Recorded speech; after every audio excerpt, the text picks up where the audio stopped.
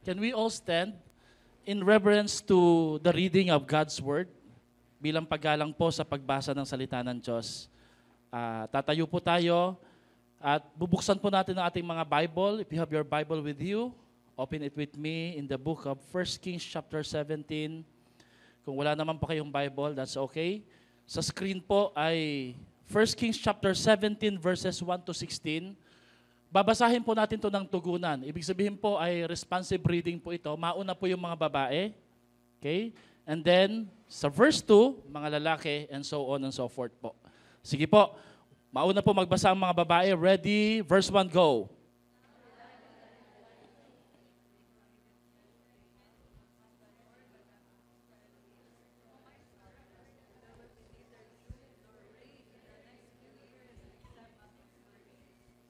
Verse 2.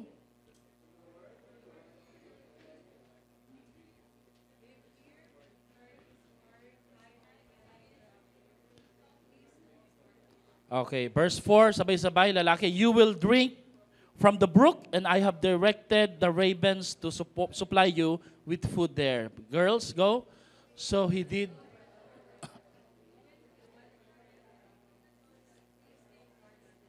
Verse 6, gentlemen, the ravens brought him bread and meat in the morning, and bread and meat in the evening, and he drank from the brook. Verse 7.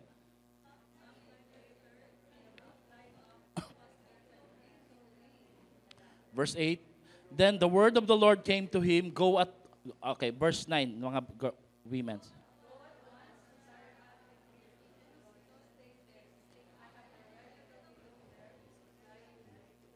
Verse 10, so he went to Sarephat. When he came to the town gate, a widow was there gathering sticks. He called to her and asked, would you bring me a little water in a jar so I may have a drink?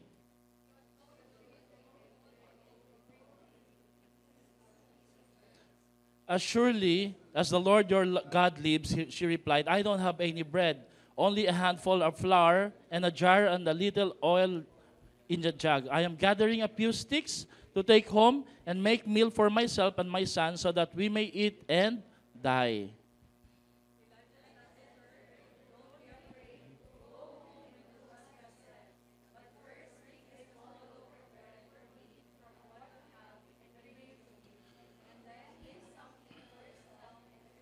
Verse 14, for this is what the Lord, the God of Israel says, the jar of flour will not be used up and the jug of oil will not run dry until the day the Lord sends rain on the land.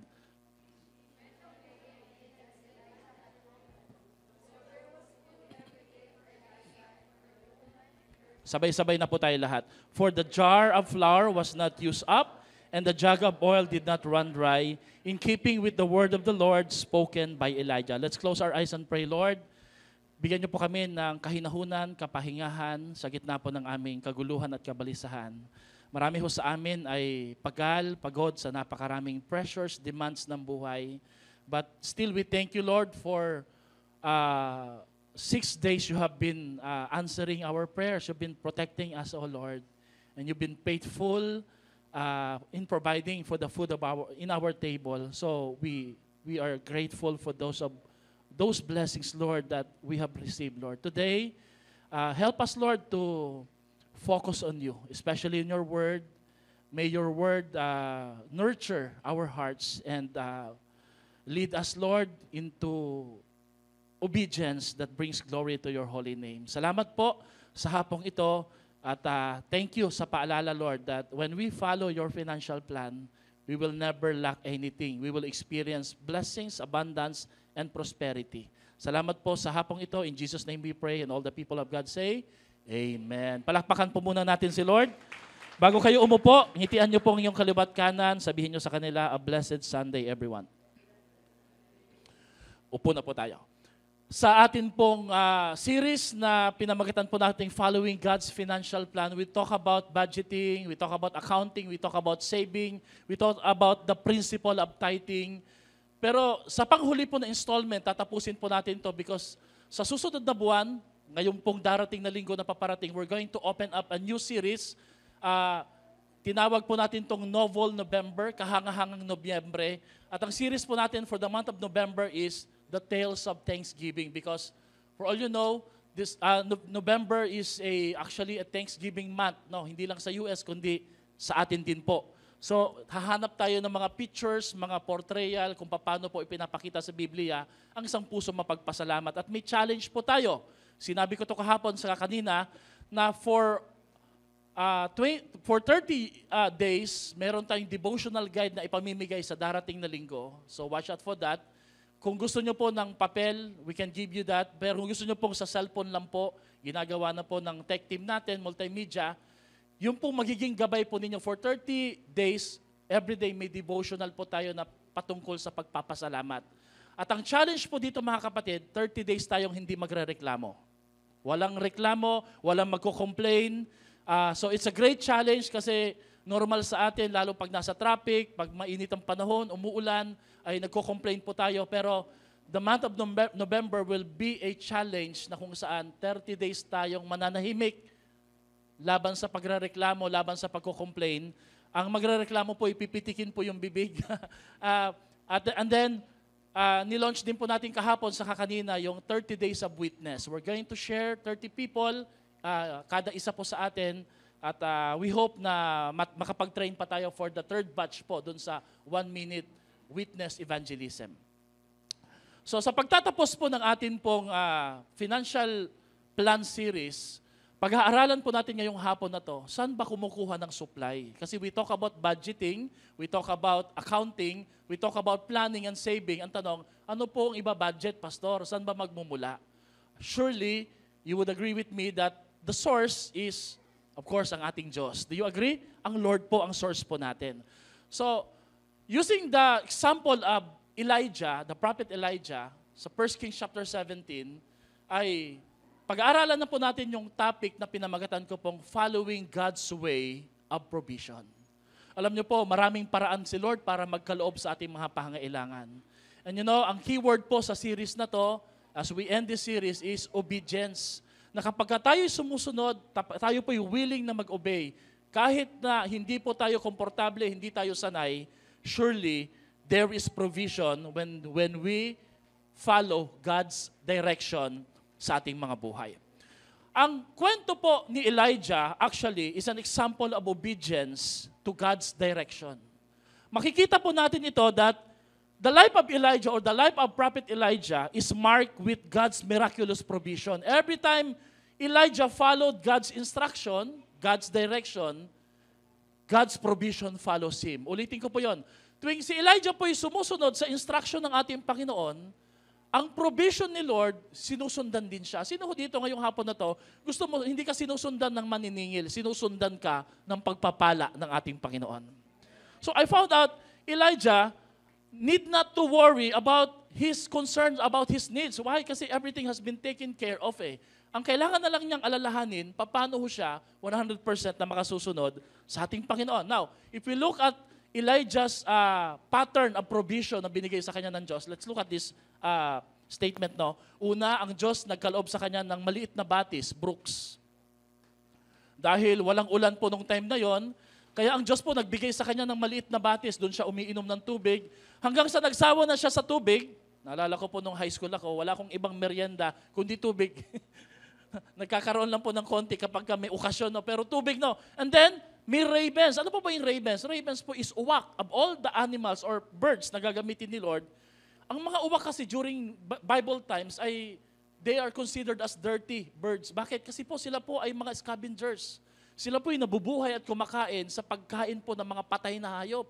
Pero ginamit sila ng Diyos para magdala ng pagkain kay Elijah. Nung natapos na po yung episode po yon ng ravens provision, inutusan naman si Elijah na pumunta sa Sariphat. By the way, Sariphat is the territory of the wicked Queen Jezebel. Isang marahas, mabangis, at masamang reyna. Pinapunta po siya doon in a very unfamiliar territory, dangerous territory, but he complied, he obeyed, and then he met a widow, isa pong balo na during their time, ang mga balo po ay kinukonsider as weak people, helpless, hopeless, kasi wala silang tagapagtanggol. And then ang balong ito, pinakain po siya ng tinapay at hindi po naubos yung tinapay nila at yung langis na yon na pinangmamasa. Pagdating natin sa 1 Kings chapter 19, na-discourage si Elijah, gusto na po niyang magpakamatay, gusto na po niyang tapusin na kanyang buhay. Siya po ay nagtago sa isang bundok, sa isang yungib. Siya po ay ginising ng isang anghel. So the Lord provided this time, not just food, not just birds, but this time God provided a supernatural provision, an angel. So in-encourage po siya, binangon po siya, pagbangon po niya, pinakain po siya, at pagkatapos pinatulog na naman. Sometimes, when we feel hopeless, when we are stressed, sometimes po, ang kulang po ay rest, pagpapahinga o pagkain. Sabi mo nga sa katabi mo, kulang ka lang sa tulog at pagkain. Di ba? Yung iba po ay irritable, yung iba po, pag tinulog po nila, nagiging okay na po yung kanilang mindset o yung kanilang perspective sa buhay. And then, pagkatulog po, pagka gising na naman ni Elijah, pinakain na naman siya. This time po, red ribbon cake na po ang pinakain sa kanya. Kain ka na ng red ribbon at siya po'y nabusog hanggang siya po ay binigyan na naman ng Panginoon ng tubig. Now, ano po ang lessons na pwede po nating matutunan sa kwentong ito? Following God's way of provision. Remember, ang series po natin is Following God's Financial Plan. Ang keyword dito ay pagsunod sa ating Diyos. The lesson is that every hero of faith draws their strength not from themselves, but from God's promises and provision. Lahat ng mga bayani, hinahangaan, lahat ng mga nakaka-inspire po na Bible heroes in the Bible, David, Elijah, Moses, Abraham, ang pinagmumulan ng lakas nila, ang pinagmumulan ng kanilang katatagan ay ang pangako at probisyon ng ating Diyos. Alam niyo kung bakit? Dahil naglilingkod sila sa ating Panginoon. At ang isa pang lesson o principle na pwede nating matutunan sa buhay ni Elijah, the bigger the assignment, the bigger the assurance.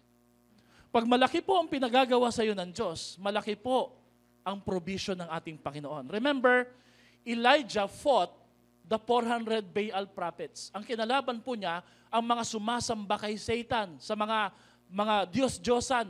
At dahil nag-iisa lang po siya, no wonder hindi siya pinabayaan ng Diyos. Sino ho dito, na-assign ka sa isang role, position, and you think you're not qualified, you think hindi mo kaya, but always remember this, hindi ka malalagay sa posisyon na yan kung hindi ginusto ng Panginoon. At lagi mong tatandaan, pag mas malaki ang gagampanan mong responsibilidad, mas malaki ang tulong na matatanggap mo sa ating Panginoon. Kagaya kay Elijah. Amen? Sino ho dito na-elect kang officer? Bakit? Kasi cute ka lang eh. Pinagkaisahan ka ng mga kaklase mo. Pero ang laki pala ng gagawin mo. No? Pero really, mas matindi yung gagawin ng Diyos. And by the way, Elijah is following a Matthew 6:33 principle. Ang maglingkod sa ating Diyos. Sabi po sa Matthew 6:33, seek the kingdom of God above all else and live righteously, and He will give you everything you need. Now, if you look at this verse, a principle first before a promise. So, parang kagaya ho siya ng sinabi ko kanina, may assignment muna bago may assurance, may purpose po muna bago may provision. Ang sabi ng Panginoon, kapag inuna mo siya, ang famous po na translation na memorize natin, seek first the kingdom of God and His righteousness, and all these things shall be added unto you. Sa madalit sabi, mga kapatid, ganito po yon. Elijah is a kingdom builder. He was not building his own kingdom. And the Lord took care of his needs. Alam niyo problema sa atin, bakit tayo na-stress? Because you're building your own kingdom, your own name. You're building your own dreams. But you forget about building the kingdom of the Lord. Hindi ko po sinasabing magpastor po tayo, but in any ways or capacity that we have, we can be a blessing and a part sa kingdom ng Panginoon. Alam niyo si Elijah, ginampanan lang po niya kung anong hinihingi sa kanya ng Diyos, at ang Diyos po ang naggampan ng pangangailangan niya. The Lord provided everything he needs. Amen? As Elijah takes care of what matters most to God, God takes care of what matters most to Elijah. Habang pinagmamalasakitan at pinagsusumakitan ng Elijah ang pangangailangan ng ating Panginoon para sa kanyang kaharian, ang Diyos na po ang bahalang nagmalasakit sa pangangailangan na meron po siya. Mga kapatid, this is very important because sa buhay na ito, dalawang role lang po ang pwede nating gampanan. Is either we play the role of trying to become like God. Ano ba yung ibig sabihin ng trabaho ng Diyos na working for our provision? Alam nyo, yung bang alam mong meron na, pero bakit you keep on working and working, parang kulang pa eh. Sige pa, pastor, hindi pa ako kakasya yan eh. Bakit? Kasi feeling mo parang nauubusan, nalalagpasan ka ng ibang mga tao. So you choose what kind of role will you play in this life. You know what? If you are filled with concern and worries about taking care of your needs, securing the needs of your life, of your family, you're actually playing like God. Pag sinabing playing God, ikaw na ang pumapapel sa papel ng Diyos. Pero you can choose the role that Elijah played, trusting God and seeking His kingdom above all else, and he let provisions of God find and work for him. Napakaganda po na paalala nito sa ating mga buhay. So hindi na po natin patatagalin. How can Elijah's provision be our provision as well? Kung paano nagkaloob ang Diyos sa buhay ni Elijah, paano ho mangyayari ito sa panahon ngayon, sa oras natin, sa sitwasyon natin ito, na kung paano kumilos ang Diyos sa buhay ni Elijah, ganun din ang pagkilos na gagawin niya sa ating buhay. Sino ho dito ngayong hapon na to, you admit na lahat tayo may pangangailangan. Iba-iba man po ang antas ng ating pangangailangan, iba-iba man po ang halaga ng ating pangangailangan, lahat po tayo may pangangailangan. Amen ba? Pero isang bagay po ang totoo ang Diyos po ang laging source ng lahat ng ating pangangailangan. So how do we follow God's ways? Because sabi ko nga kanina, every time Elijah followed God's direction and instruction, God's provision followed him. Alam nyo, baliktad ang ginagawa natin Una nating hinahabol yung provision, saka natin kakaligtaan ng Diyos at sasabihin natin, saka na lang pag may time ako. That would never happen. You know, some people, as a pastor, I heard this sa maraming mga leaders, mga Christians, one of these days, pastor, mag-church din ako. One of these days, pastor, mag-serve din ako. You know what? One of these days means none of these days. Hindi po mangyayari yon. Because it's a never-ending. It's a rat race. Pag na-promote ka, makukulangan ka na naman ng oras. Hahabulin mo na naman ngayon. Kahit magkakotse ka pa, kahit magkaroon ka pa ng malaking sahod, pag hindi mo na-set yung priority mo, lagi kang maghahabol. At it's a never-ending cycle or rat race sa buhay po natin. So, following God's provision principle. Number 1, ang unang prinsipyo po na pwede natin matutunan kay Elijah is, pakibasa nga po natin ng malakas, God provides when we obey His word. Isa pa nga po, God provides when we obey His word. Ang Diyos ay nagkakaloob, kagaya ni Elijah, kapag tayo'y sumusunod sa Kanya. Amen ba? Verse 2-3 says, then the word of the Lord came to Elijah, live here. Notice the instruction. Very simple. The word of the Lord came to Elijah. You know what? Just as the word of the Lord came to Elijah, every one of us will always receive a word from the Lord of instruction. Hindi po pwedeng pang-pastor lang yan. Kasi pastor, nagkataon po si Elijah, propeta. Hindi. Lahat tayo dito nakatatanggap at makatatanggap ng word from the Lord.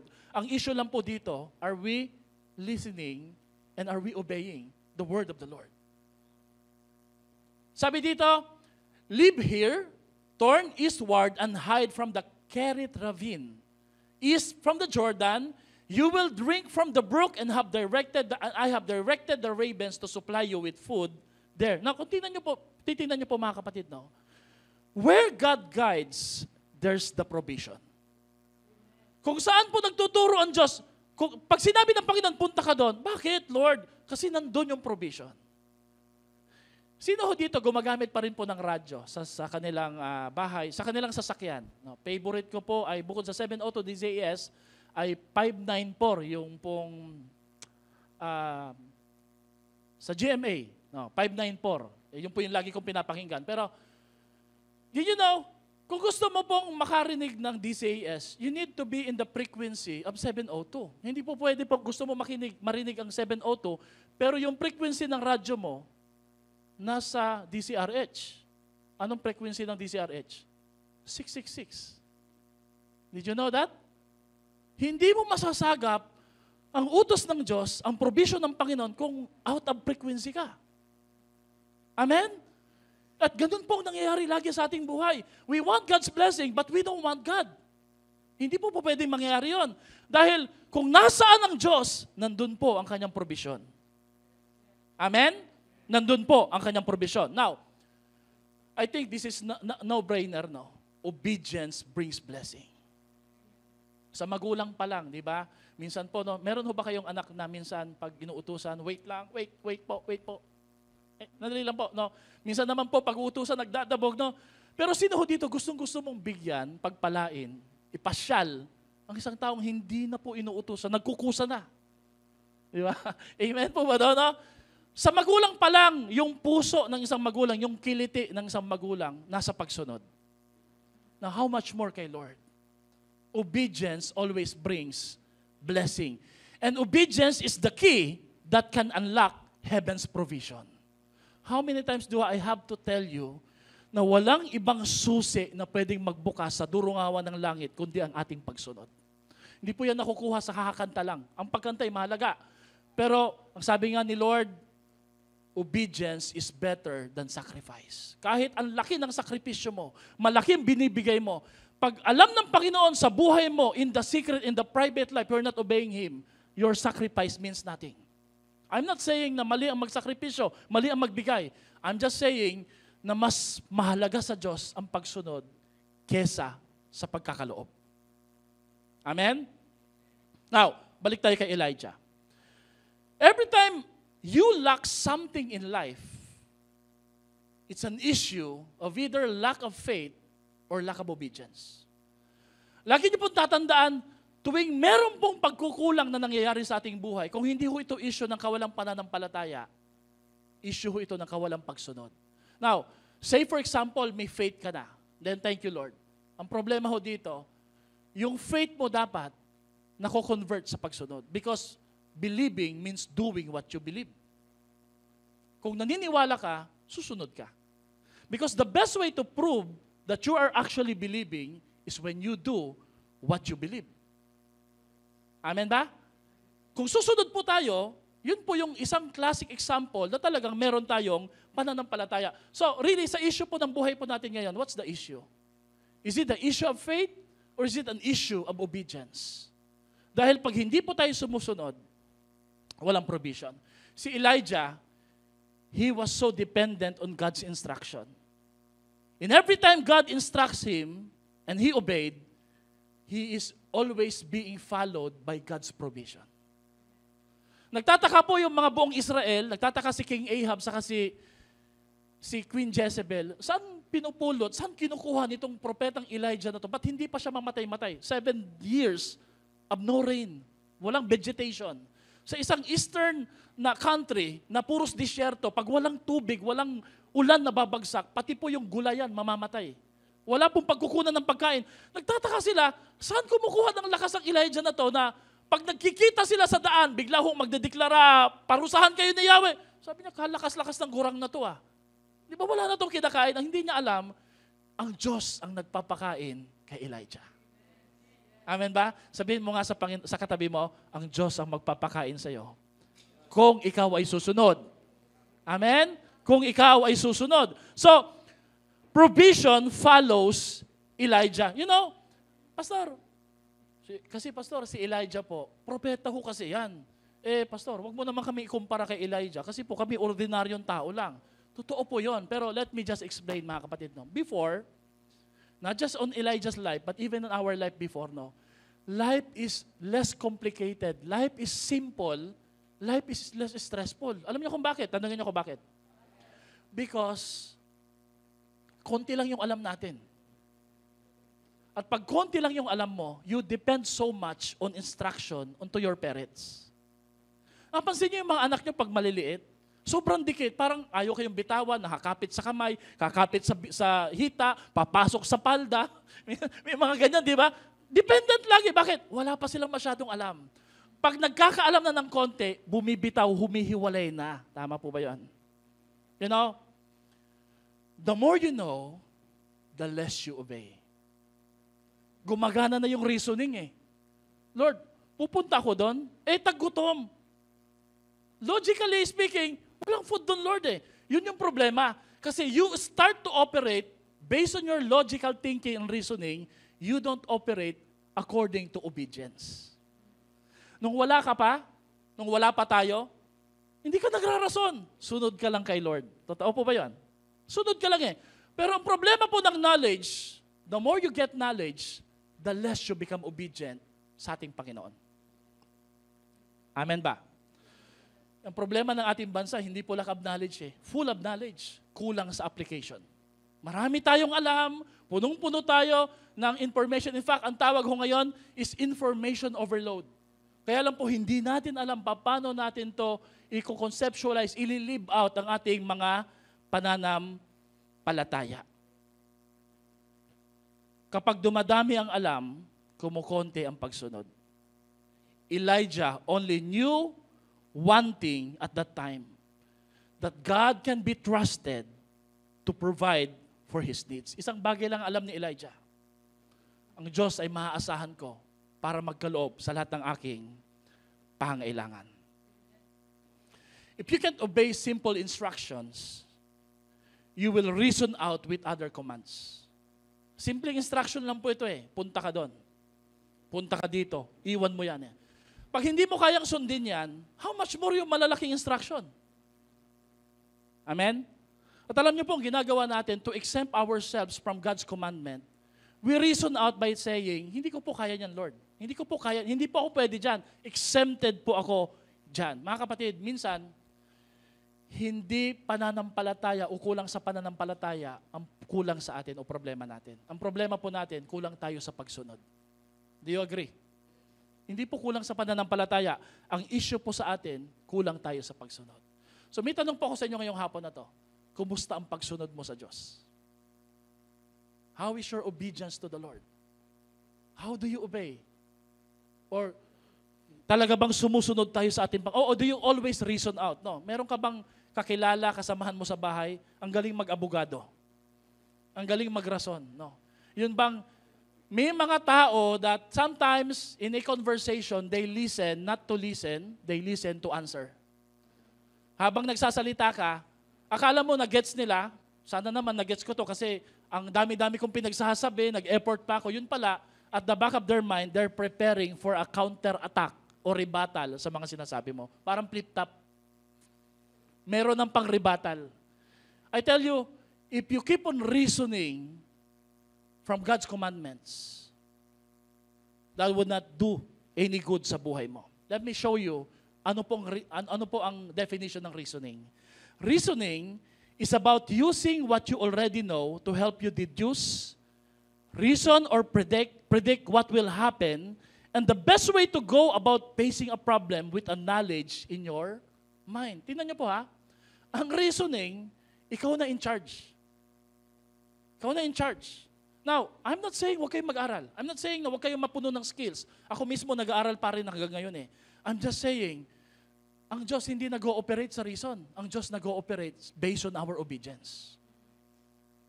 Kasi kung ito'y patungkol lang sa pag-reason, hindi sana lalakad si Pedro sa ibabaw ng tubig because illogical yun. Paano makakalakad ang isang tao sa ibabaw ng tubig kung ang sinasabi po ng law, anong law yun? Buoyancy. Nalulubog ka kung mabigat ka sa density ng tubig. Sino ko nagsabi nun? Si Archimedes. Pastor, ang galing nyo. Hindi, nabasa ko lang yan. Memorize ko. So God operates on the basis of how you obey, not on simply what you know. Hindi mo matatalo ang Diyos kung dadaanin mo sa reason. At of course, siyempre, hindi ka mapagpapala ng ating Panginoon. Meron pa akong tanong sa inyo. Naniniwala po ba kayo na mas matindi ang magagawa ng Diyos sa buhay natin kung tayo ay susunod kesa sa tayo ay magdadahilan at mahangatwiran sa Kanya? Sino po dito naniniwala? Say amen po. Pumalakpak nga po kung naniniwala kayo. Amen? Amen? Actually, kahit sa parents mo, hindi ho ito patungkol kung tama siya o tama ka eh. Tungkol ho ito sa usapin, susunod ka ba? It's an issue of obedience. Ang first skills na dapat matutunan ng isang Kristiyano, hindi yung paano tumugtog, magpakanta. Ang first skills ay paano sumunod sa Diyos. Kasi pag marunong kang sumunod kay Lord, all the skills will be unlocked and unleashed sa buhay mo. Amen? Sunod ka lang. Sabihin mo nga sa katabi mo, sumunod ka sa ating Diyos.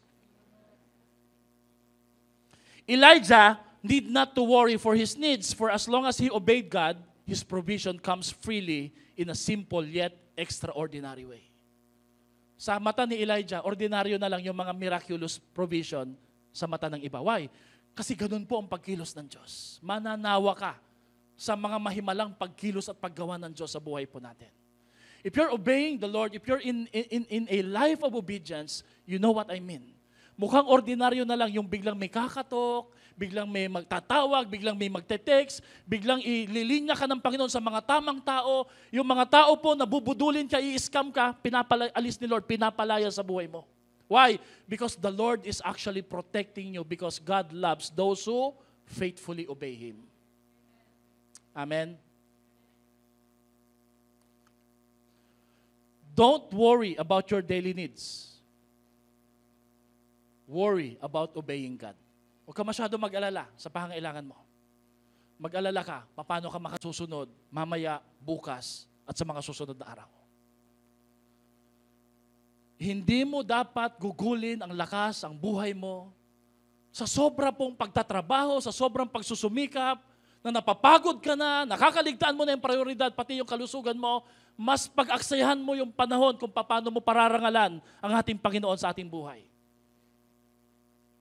Dahil sa buhay po ni Elijah simply obeyed God's instruction, so God's provision came to him in a very simple way as well.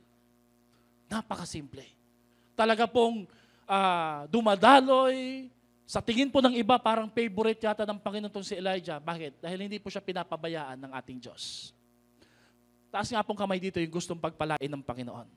Sa nalalabing 2 buwan ng taon, sino po dito naniniwala, may kayang gawin si Lord na extraordinary sa buhay mo? By the way, one of our members here, nakapasa po sa pagiging principal. Kaya meron na po tayong principal by the grace of the Lord. No? And you know what? Ang nakita ko lang po sa buhay niya, all he did was to obey the Lord. Of course, nag-aral din po siya, pero sabi niya, Pastor, tingin ko po, nung sumagot ako sa exam, tagilid. Pero hindi niya alam, God has another plan sa buhay niya. The Lord knows how to promote those who obey Him. Amen? Palakpakan niya po natin ang ating Panginoon. Sabihin mo nga sa katabi mo, ikaw nang susunod. Amen? Ikaw nang susunod na may bless ni Lord. Ikaw nang susunod na mapopromote.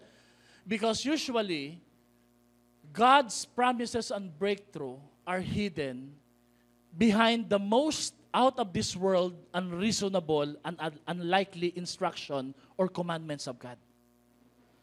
Ang mga pagpapala ng Diyos, nakatago lagi ito sa mga hindi maintindihan, hindi maunawaan, at hindi makabuluhang utos, pero kailangan mong sundin dahil ito'y pinag-utos ng ating Diyos. Kung gusto mo na maranasan ang matinding pagpapala ng ating Panginoon, kagaya ni Elijah, kung gusto mo ng less stressful, nakaka-worry sa ganito, ganyan, ganon, gayahin mo po ang buhay ni Elijah. God's message to Elijah is you don't need all things in life. Sabay-sabay natin basahin. You only need me to obey my word. Yun yung problema natin. Sabi ko nga sa inyo, nagpalit tayo ng role ni Lord. Lord, baba ka dyan. Ako, mukhang hindi ka magaling eh. Sino ho dito may problema sa worry? When we worry actually is an accusation against God. You're telling God, Lord, hindi ka sapat sa buhay ko.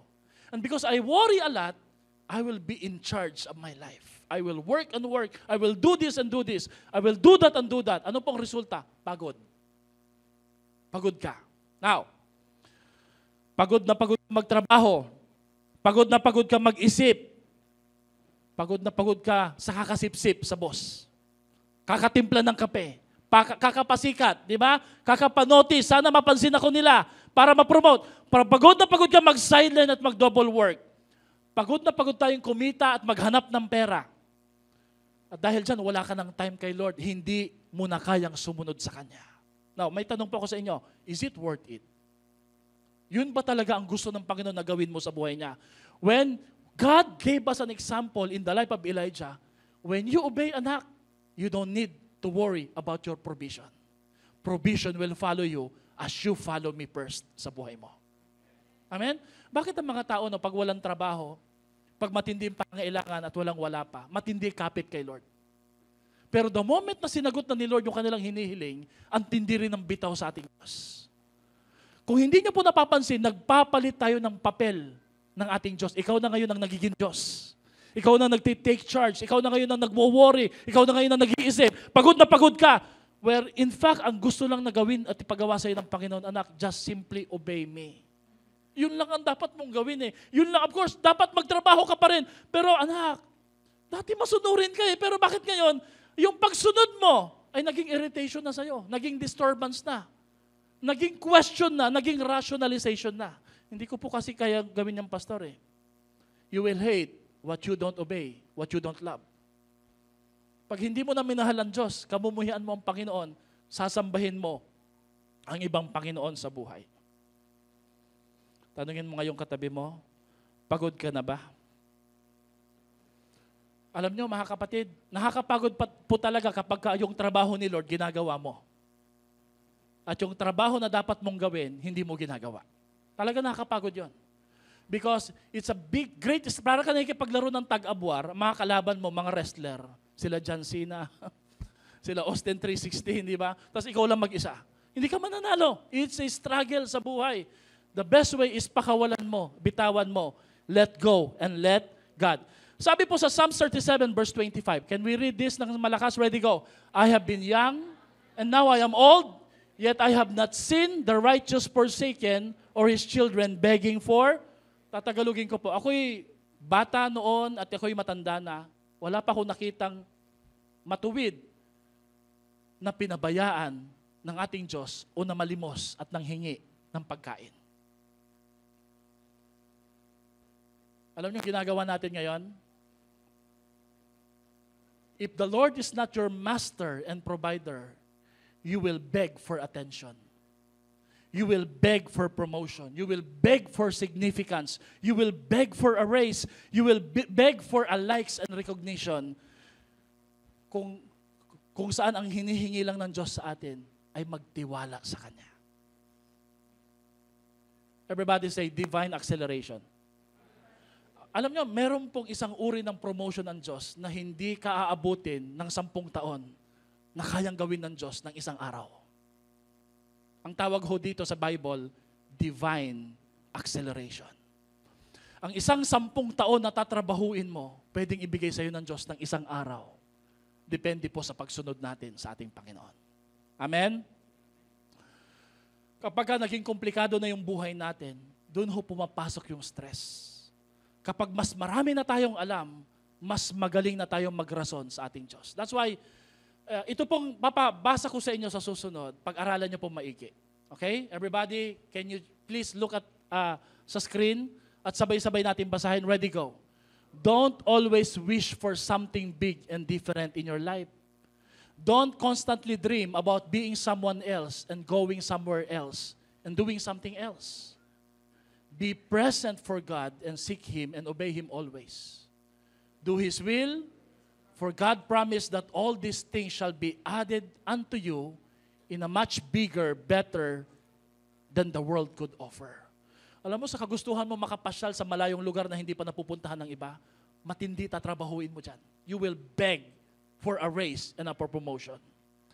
May mga promotion at opportunity sa buhay na hindi ho galing sa Lord, na kailangan natin mag-ingat. May mga pangarap ang mundo na hindi natin dapat ginagaya. Ang kailangan po natin gawin ay kopyahin at gayahin ang pangarap ng Diyos sa ating mga buhay. So question mga kapatid, is there some area in our life that God is challenging us to implicitly obey Him?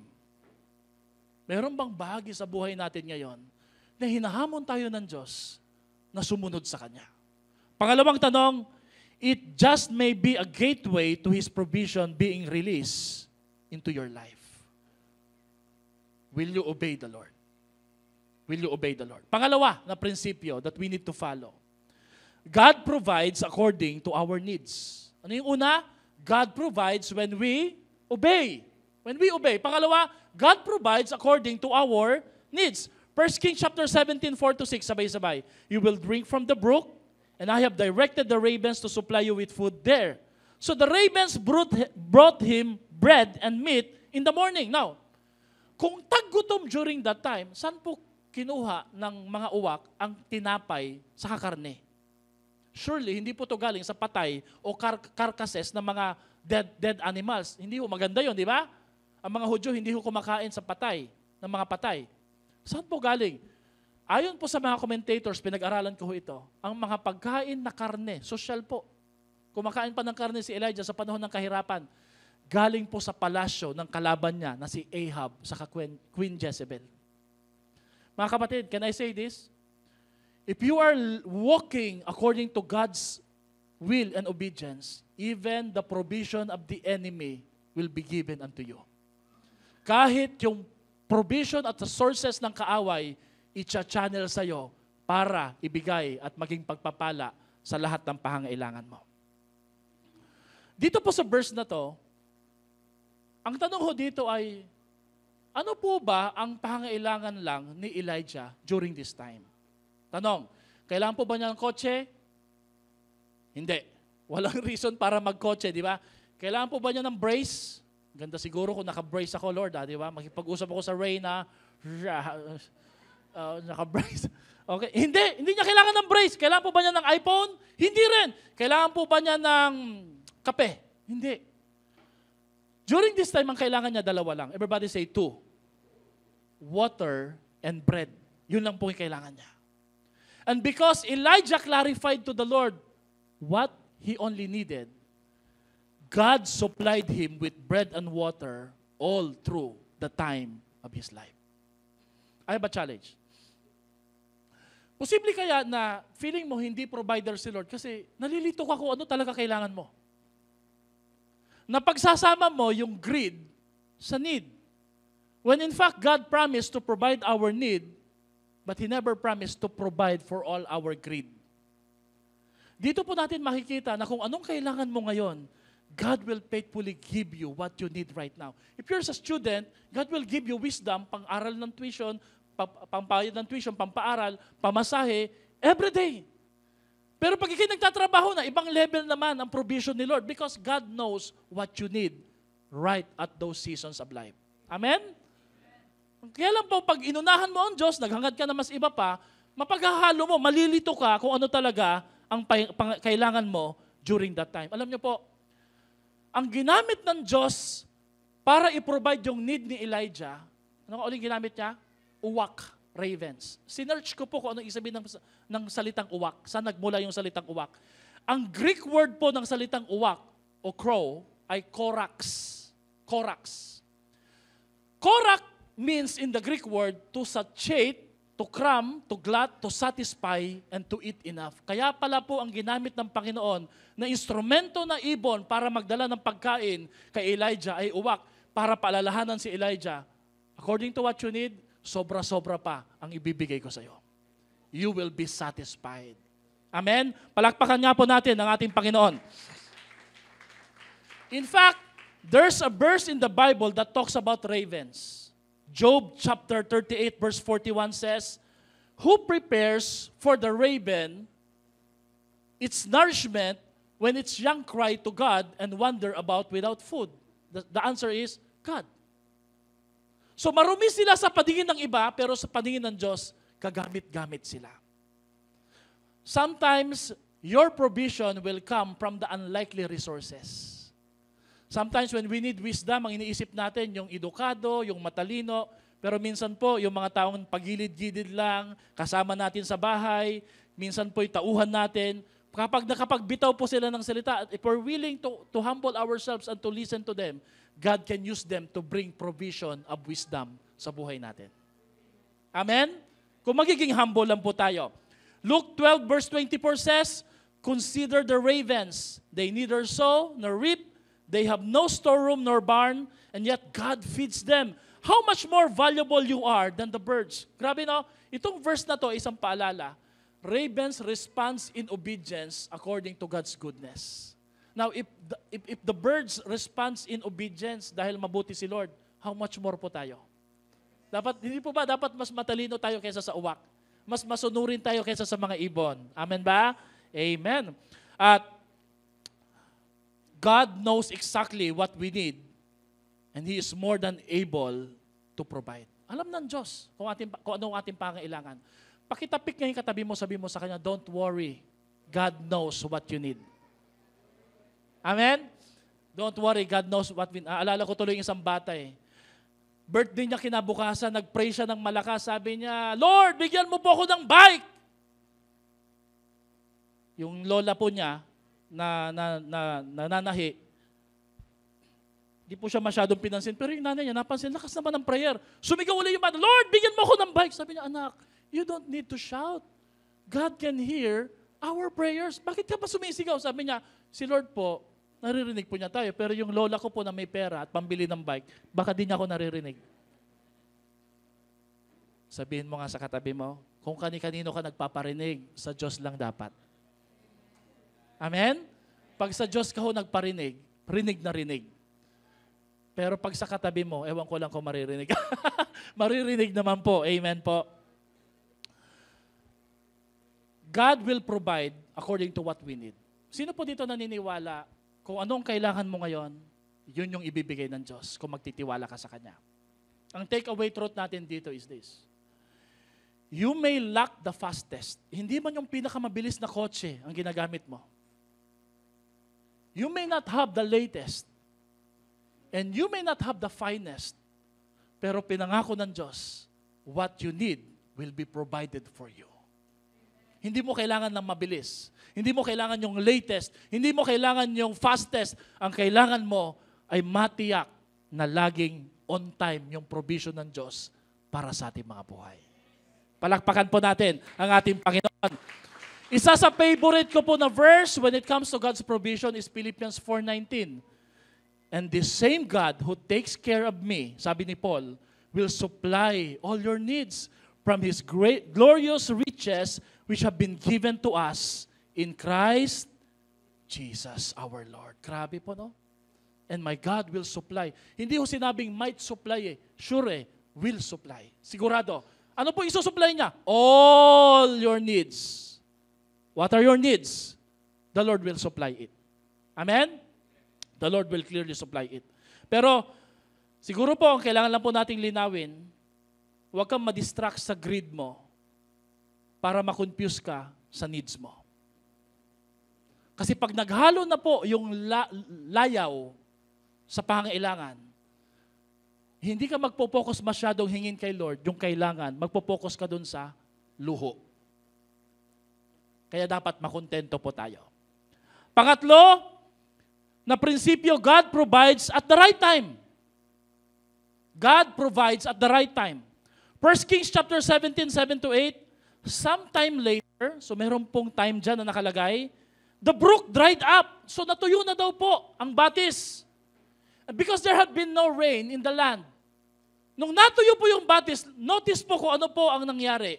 Then the word of the Lord came to him, saying, go at once to Sarephat in the region of Sidon, and stay there, for I have directed the widow there to supply you with food. Now, tingnan niyo po yung nangyayari dito, no? Alam ni Lord, pag kulang na at kailangan na. Kaya huwag ka mag-alala. Alam ni Lord, pag tapos na, end na, sarado na, cut off na, ang Diyos po lagi ang magkakaloob right on time. Therefore, never doubt God's timing because God is never too early and He is never too late. He is always on time. Sino ho dito laging nagmamadali? May problema sa patience. No? Gusto lagi mabilisan, di ba? Kaya nga po, mahilig tayo sa mga instant eh. Favorite nyo ba yung mga instant noodles, di ba? Mabilisan. Kasi nga po, ayaw natin na nag-aantay, pero great things comes to those who are willing to wait. Mga kapatid, the humor is this, no? Nagmamadali ka, pero si Lord, hindi siya nagmamadali. Sorry na lang. Minamadali mo, pero ang Panginoon, lagi pong nakaplano kung paano ho siya magre-release ng provision sa ating mga buhay. Kaya sa buhay ni Elijah, God's provision is the result of God's precise timing and man's almost perfect obedience. Pagka ubos na po ng tubig sa batis, mayroon pong uwak na darating. Nung wala na pong supply yung uwak, mayroon pong widow na magpapakain kay Elijah. God really is always on time when it comes to providing all our needs. The way God provided for Elijah's needs is a picture of precise and perfect timing. No rain, so there's a brook. It dried up, so there's ravens to bring bread, meat, and widows bread and flour at Sariphat. God always come through for him at the right time. Hindi po siya nauuna, hindi rin siya nahuhuli. Sino ho dito bukas marami kang babayaran? Taas nga pong kamay. Alam niyo po, sa mga negosyante, mas takot sila sa katapusan ng buwan kaysa sa katapusan ng mundo. Totoo po ba yan? Dahil pagkatapusan na ng mundo, ibig sabihin nun, wala nang dapat alalahanin. Pero pagkatapusan na ng buwan, marami pong pupunduhan. Amen ba? Totoo po ba yan? Pero mga kapatid, ang Diyos po is always right on time. Siya lagi magkakaloob ng lahat ng ating pangailangan. God does not only knows all our needs, He also knows when you need them. Pag nakita ng Panginoon, kailangan mo talaga siya. Timing is very important. Ang Diyos po ang magkakaloob. Huwag mong uunahan ang ating Panginoon. Pang-apat, God provides in unexpected ways. Ang Diyos po ay nagkakaloob sa kaparaanan na hindi natin maintindihan. Basahin nga po natin yung verse 9 to 11. Sabay-sabay po tayo. Ready, go. Go at once to Sariphat in the region of Sidon and stay there. I have directed the widow to supply you with food. So he went to Sariphat. When he came to the town gate, a widow was there gathering sticks. He called to her and asked, "Would you bring me a little water?" Thank you for the water. Sabay-sabay. God is really our provider. So I may have a drink. Thank you. Medyo nilalagnat po kasi ako. As she was going to get it, he called and bring me please a piece of bread. Grabe po mga kapatid, no? Explain ko lang ho. Nung naubos na po yung tubig sa batis, naubos na rin po yung pagkain na dala ng mga uwak, sabi ni Lord, punta ka naman doon sa Sariphat. Ang Sariphat po ay delikadong teritoryo. Yun yung teritoryo ni Jezebel. And imagine nyo po, yung feeling po ni Elijah na naglalakad papuntang Sariphat. Meron pong target sa likod niya. Minsan po, ang provision ni Lord, kakailanganin mong maging uncomfortable yung buhay mo. Kailangan mo lang magtiwala sa Panginoon. Pagdating po niya doon, of all the people na gagamitin ng Diyos, widow pa. By the way, in the Bible, pag sinabing widow, helpless at hopeless sila. Dahil they living in a patriarchal society. Pag sinabing patriarchal, ang most dominant po, mga lalaki. Kaya nga po, ang mga babae, para silang kinoconsider na bagay lang. Kaya pag namatayan sila ng asawa, kawawa sila. Kaya, sabi ko nga dito, nung binabasa ko to, si Lord naman, saka si Elijah, hindi sensitive. Alam naman nilang balo ito. At ito yung literal na Last Supper. Bakit? Yung kanilang lulutuin at mamasahing harina, huling hapunan na lang nila at mamamatay na talaga sila. Of all the people, pinadala ni Lord yung pastor, tapos ang magpapakain pa, balo. Pero sumunod po ba yung balo sa ating Panginoon? Sumunod po siya. Ano po ang lesson, mga kapatid? Giving is not just the luxury of the rich. It is the privilege of the poor. Sa atin pong Project Nehemiah, huwag mo kang isipin sa sarili mo na mahirap ka at huwag mo kang isipin sa sarili mo na hindi ka kasama dyan at hindi ka makakatulong dyan. Dahil when we look at this story at sa buhay ng widow, kahit po sa panahon na walang-wala siya, you know, sa Bible, ang paborito ni Lord na gamitin para magbigay at magkaloob ng pagpapala, yung mga walang-wala. Why? It's dahil sila yung mga taong gusto ni Lord na pagpalain at pasaganayin ang kanilang mga buhay. Pwede po bang wag nating isipin, alam niyo ang pinakamatinding poverty? Mindset. Yung lagi nating iniisip, wala ako. Anong po kasabihan ng mga matatanda? Wag mong sabihin wala, baka magkatotoo. Tama? Pag lagi nating sinasabi, wala ho kasi kahit meron. That's a poverty mindset. Kung meron mang mas mahirap pa sa daga, ang mas mahirap sa daga, ano yon? Yung mentality na lagi kang wala. When we look at this widow, ito isang patunay na kahit po sa matinding kahirapan, hindi po pwedeng isang tao wala. Lagi siyang meron. May matitira pa rin. And of course, galing palagi sa ating Panginoon. Acts chapter 20 verse 35 says, "It is more blessed to give than to receive." Inihahanda na pala ng Panginoon ang balong ito. Bakit? dahil nakatutunan po niya na paano siya maging pagpapala sa iba. Alam niyo po, kung minsan po, palitan natin lagi ang ating panalangin, Lord, pahingi, pengi. Kung minsan po ang tawag natin kay Lord, hindi Panginoon pengi noon. Pengi po. Siguro po maganda minsan ang ating panalangin, baguhin natin ng konti, Lord, salamat po. At paano po ako magiging pagpapala sa iba na nangangailangan. Upang tayo po ay mapagpala pa lalo. God's provision often comes after God's examination. Sinubok po ng Panginoon ang babaeng balo na to. Inutusan po siyang sumunod. Ang una po, galing ng style ni Elijah, no? Pahingi nga muna ng tubig. Siyempre, marami kaming tubig, sagana kami. Gusto mo, 1.5 pa Gusto mo 1 galon pa, Elijah Pero yun lang pala, pasakali pa lang yan. Saka pala, sabi niya, ipagluto ko nga pala ako ng tinapay. Sabi niya, sinusumpa ko sa Diyos na meron ka. Ito na yung huli naming hapunan. Pagkatapos namin lutuin ito at masain, mamamatay na kami. Pero alam niyo po, sabi ni Elijah, huwag kang mag-alala. Gawin mo ang pinag-uutos sa'yo ng Diyos at hindi ka magkukulang. Alam niyo po, may mga times sa ating buhay, sinusubok tayo ng Diyos. Ang magandang tanong po dito, nakakapasa po ba tayo? By the way, ang kapatid ko teacher, ang mama ko teacher, at dumating po yung time, nagpang-abot kami ng mama ko sa klase, yun yung kinakatakutan ko talaga. Dahil pag nagpapasaway ako sa bahay, nadadamay po ako sa klase. Lagi akong tinatawag ng nanay ko. English teacher yung nanay ko Albert, what can you say about it? Ako, ano mo sasabihin ko dito, di ba?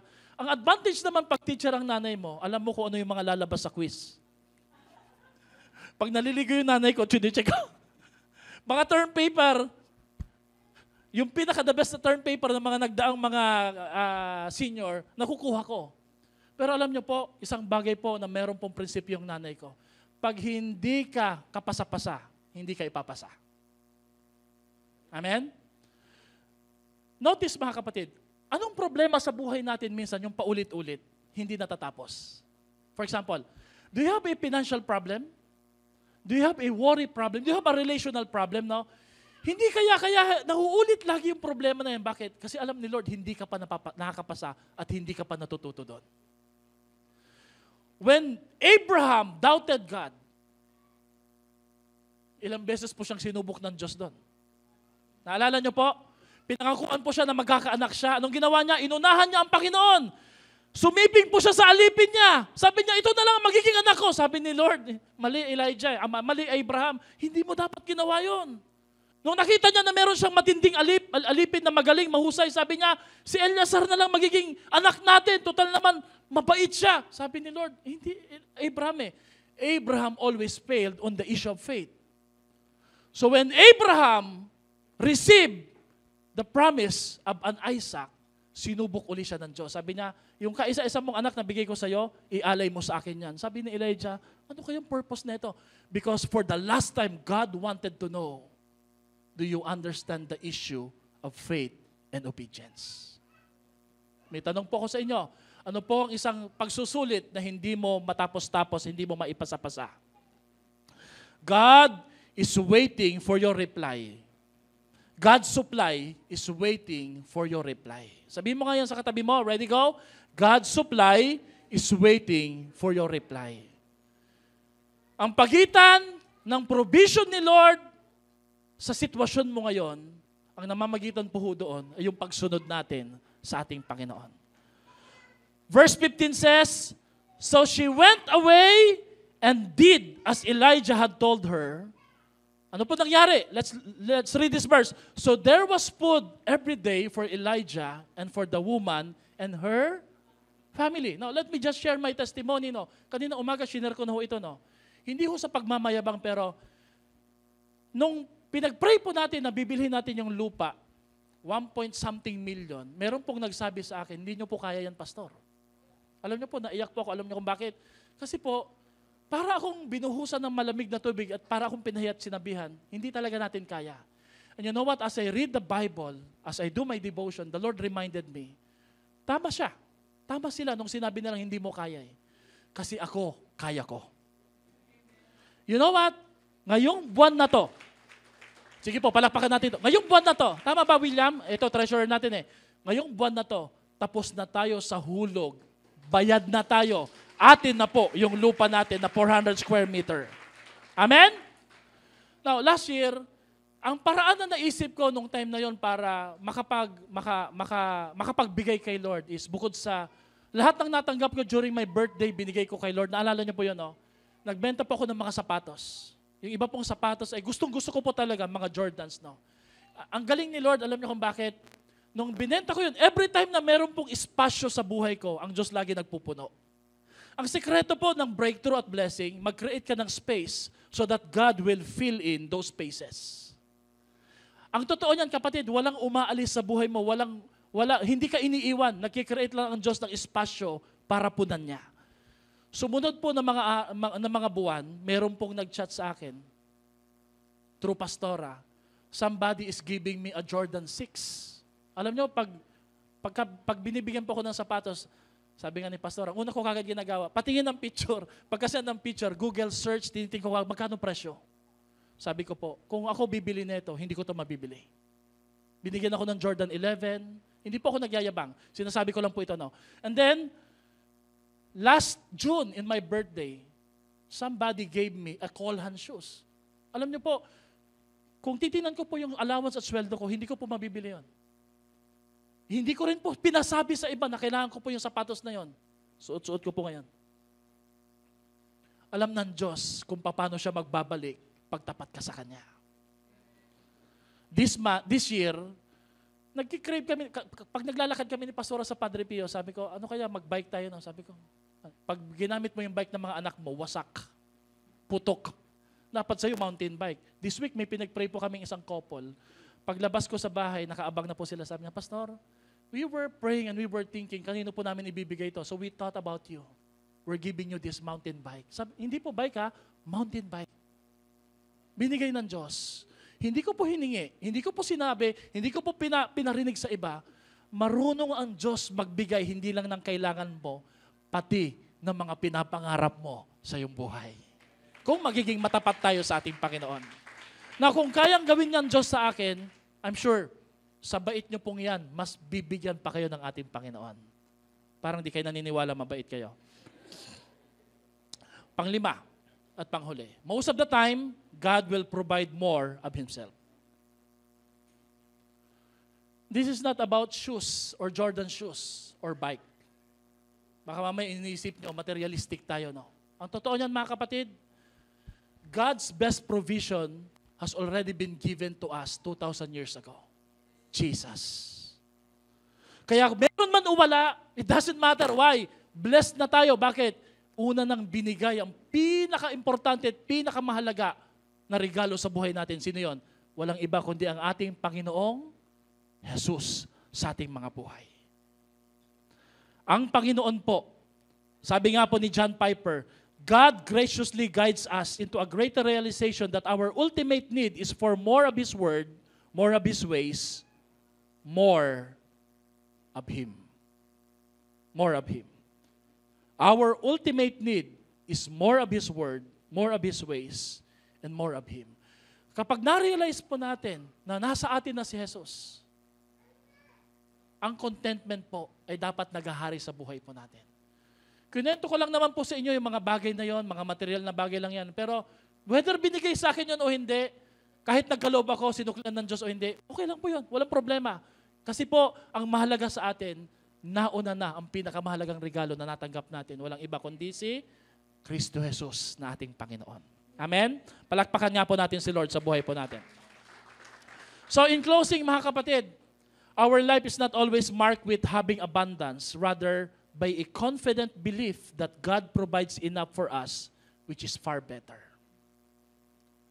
Hindi ko po sinasabi na sobrang yayaman tayo lahat.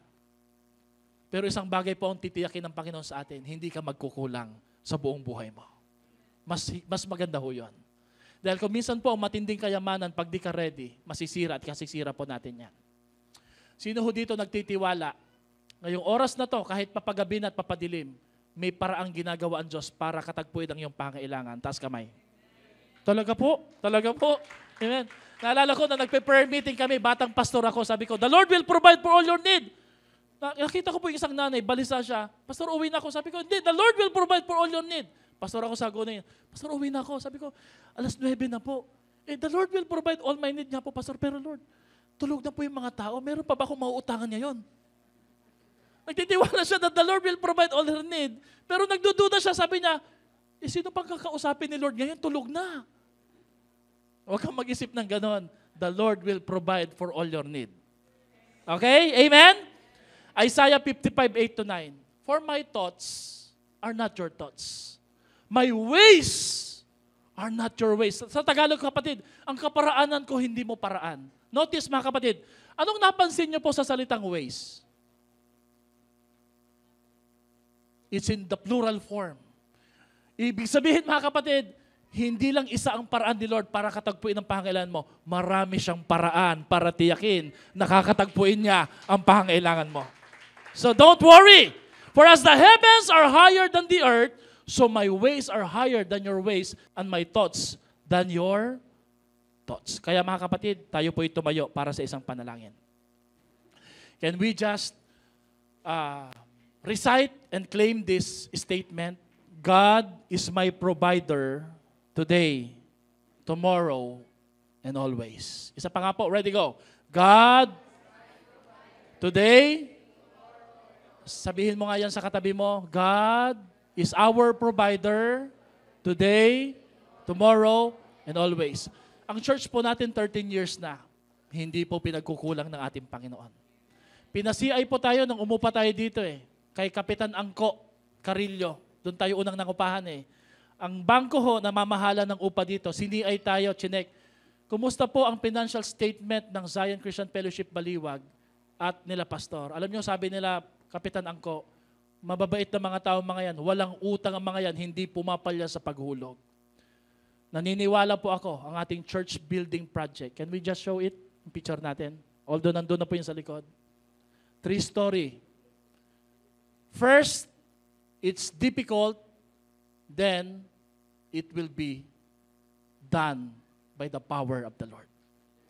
Mangyayari po yan. Sino dito excited sa ating church building? Oy, may paalala ko sa inyo ha. Second Saturday of the month ng November, pupunta ho tayo din ng umaga, magbaon tayo ng tinapay, kape. Yung iba po kung kaya nyo magluto ng sopas, magluto naman po kayo ng masarap.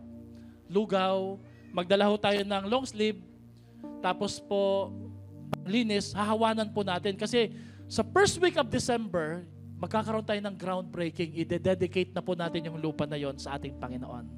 At sa week na yon, ibibigay natin yung ating first fruit para kay Lord. Huwag ko kayong mag-alala, huwag kayong matakot. When it comes to obedience, hindi ka dapat nag-aalala. Kasi para kay Lord yan. Ang Diyos pong bahala dyan. Amen? Hawakan mo nga yung kamay ng katabi mo, sabihin mo sa Kanya, walang imposible sa Kanya na nananalig. Walang mahirap sa ating Panginoon. Amen? Yung katabi mo bang yan ay maraming project yan na natambakan na. Kaya ni Lord. Kaya po ni Lord yan. Sino dito may mga thesis na kailangan ipasa? May professor na masungit? Sino dito may ka-business partner na mahirap singilin? May mga titulo ng lupa na hindi maayos-ayos at hindi mahanap-hanap? The Lord will provide for all our needs. Meron pong mga trabaho na marami kang katunggali at kakompetensya. The Lord can channel you para matanggap ka sa trabaho ngayon. Sino dito nagpipray ng breakthrough of blessing sa buhay nila? Wala pong imposible sa ating Panginoon. Let us pray. Hawakan mo nga yung kamay ng katabi mo. Sabihin mo sa Kanya, relax. Let go and let God. Lord, today we surrender our worries sa iyo. Knowing that you are the source of every blessings. Kayo po ang source ng aming needs. So today, Lord, we rest on your goodness guaranteed sa aming mga buhay. We seek first your kingdom and your righteousness. And as you have promised, Lord, all these things will be added unto us. Just like Elijah, we worry about how we can obey you. We need not to worry for our needs. Because as we follow your direction, provision will follow us.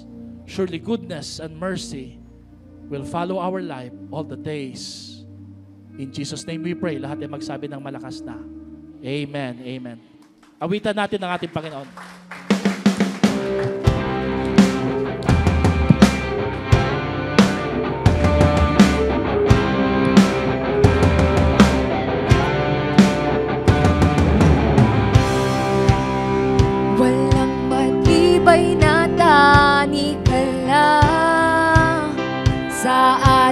Diyos na nagpapalaya, o lahat ay posible.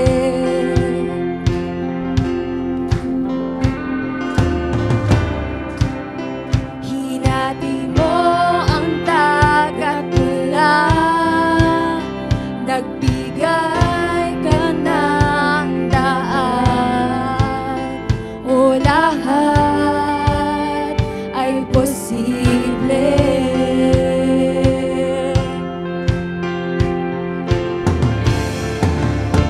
Kaya sa'yo ako'y mananalig, ikaw ang Diyos ng langit at lupa, ikaw ang Diyos na makapangyarihan. Pwede mo ba natin itaas ang ating mga kamay? Lahat posible sa nananalig, walang mahirap sa iyo. Lahat ng laban ay kakayanin kasama kita. Kasama kita.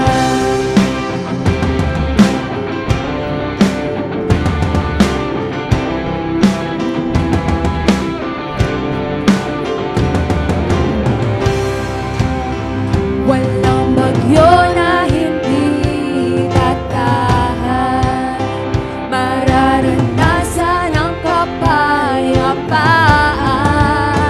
o lahat ay posible.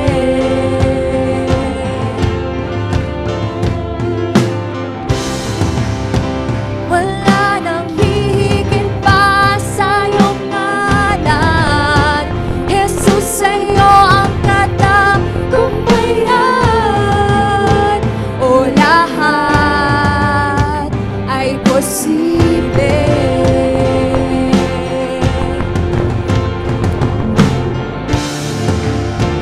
Kaya't sa'yo ako'y mananalig, ikaw ang Diyos ng langit at lupa, ikaw ang Diyos na makapangyarihan. Yeah! Lahat posible sa nananalig, walang mahirap sa iyo. Lahat ng laban ay kakayanin kasama kita. Lahat posible sa nananalig, walang mahirap sa iyo. Lahat ng laban ay kakayanin kasama kita. Kasama kita.